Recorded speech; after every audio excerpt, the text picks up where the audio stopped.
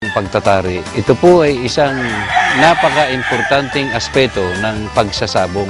Kaya unang-una, kailangan ay napapagkatiwalaan natin ang mananari at pangalawa, kailangan ang pagtatari ay yung isang palo lamang kung maaari ay patay ang kalaban. Unang-una ay ang sukat ng tari. Ang karamihan ay mahahaba ang nauusong tari. Sa akin pong mahabang karanasan ay mas madaling pumatay sa lupa at maging sa itaas man, basta tama ang anggulo ng tari na kainaman lamang ang haba. Ang itinuro po sa akin ni Mang Fred Magbuhos noong araw sa pagsukat ng tari ay maikli lamang ang sukat, katulad nito. Titingnan yung balahibo sa harap at doon babagayan ang haba ng tari. Ngayon po, ikakabit na natin ang sapin.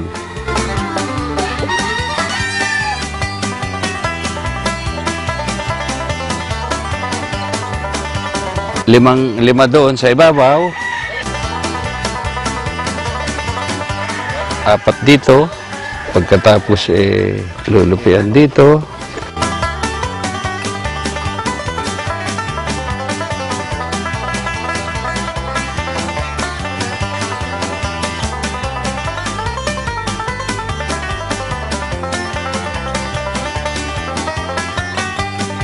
Kailangan ay siksik ang pagsasapin nang sa ganun ay hindi gumalaw. At kailangan ay magpantay yan dyan.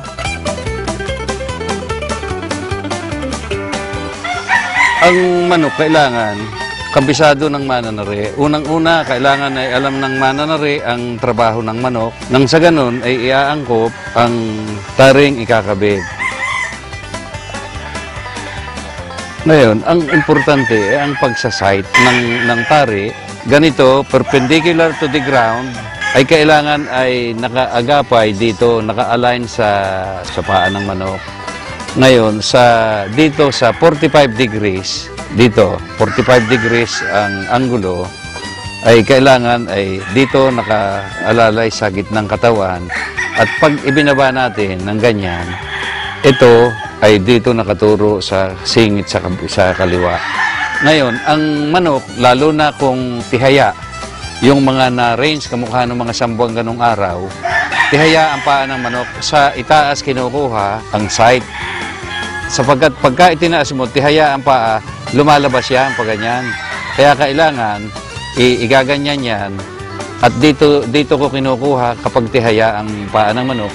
Ngayon, dito sa 45 degrees, ay dito narito, dito sa kanang bahagi, ang naka-align. At kung inyo pong titingnan, may guhit dito, uma-align ang tari dyan. At para sigurado na talagang naka-align, ay pwede nating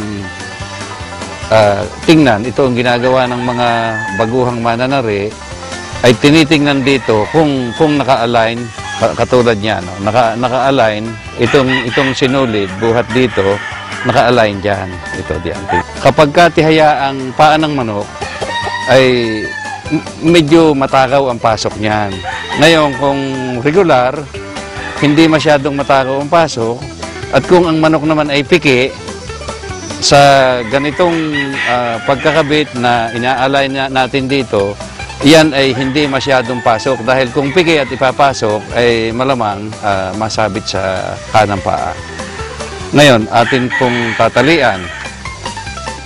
Ngayon, sa pagsasapin, ang importante, mayroong clearance dito sapagkat pag pumalo po ang manok, sumusunod ito.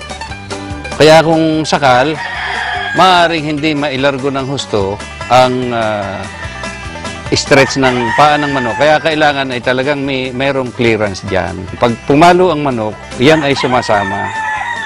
Sumasama yan papaganyan.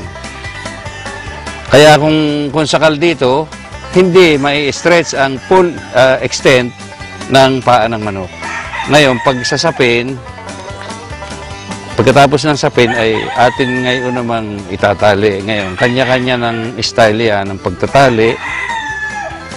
Kailangan ang pagtatari ng manok ay huwag masyado magtagal dahil baka ma-stress ang manok kung masyado matagal ang pagtatari. Kaya diyan sa Bacolod, yang si Maurito Garcia, magaling naman na nari, napakabilis magtari. At sa pagtatapos ng pagtari, kailangan ay tibayan dito sa ilalim.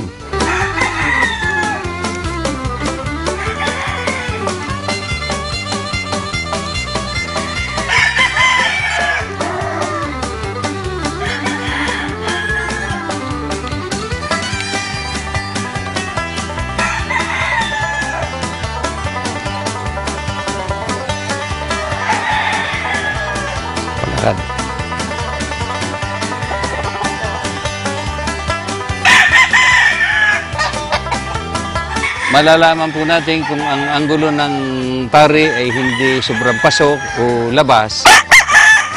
Yan ay naka-align sa pagitan ng gitna at ng labas na daliri. Katulad nito po. Naka-align po yan. Kung yan ay dito naka-align sa gitnang daliri, yan ay diretsa.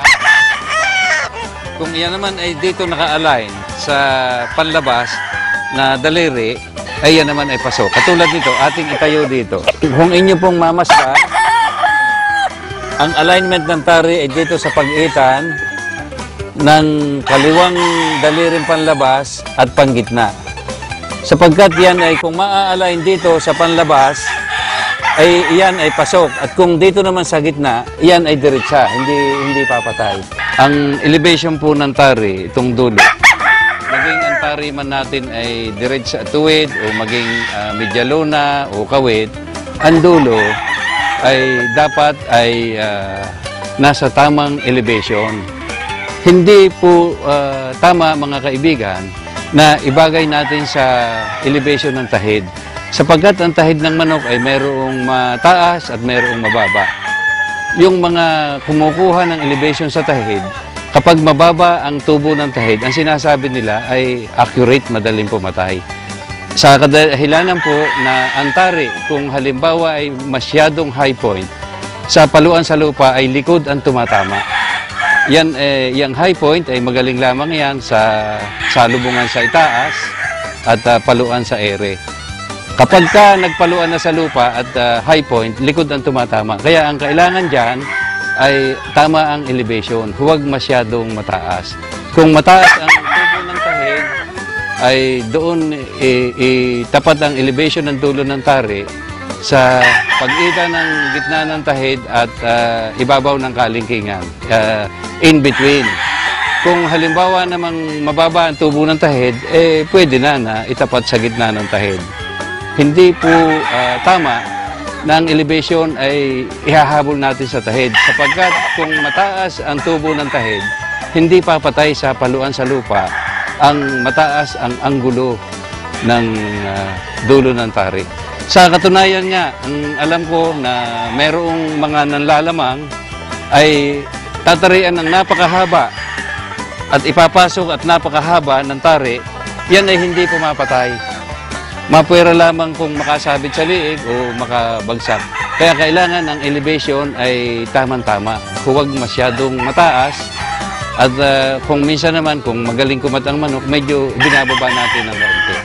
Ngayon, kung ano ang magaling, ang mahaba o mataas, ang ginagawa po natin ay ina-adjust natin. Kung ang manok natin ay manlilipad at marunong sumabong, hindi dumidikit, medyo hinahaba-haba ng kaunti ang tari. Subalit kung ang ating manok ay shuffler, ay kailangan ay maikli lamang at medyo pinapasok ng dulo. Nang sa ganun, pagka naka-shuffle, malakas ang hiwa, pagkuha kung makatama, lalong-lalo na doon sa mga manok na magagandang kumat, ang kailangan dyan, medyo binababa ng kaunti ang dulo.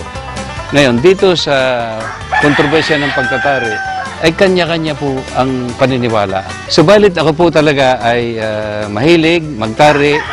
Hindi pa ako nag-grade 1. Ay tinatarian ko ng tinik ng sintures ang manok at aking pinaglalaban. Kaya talaga po na itong larong sabong ay lubos kong kinatutuwaan At siguro ang aking mahabang buhay ay utang ko sa larong ito dahil sa mga stress na aking nadarama sa bilang isang abogado, ay ito po ang aking therapy o aking diversion.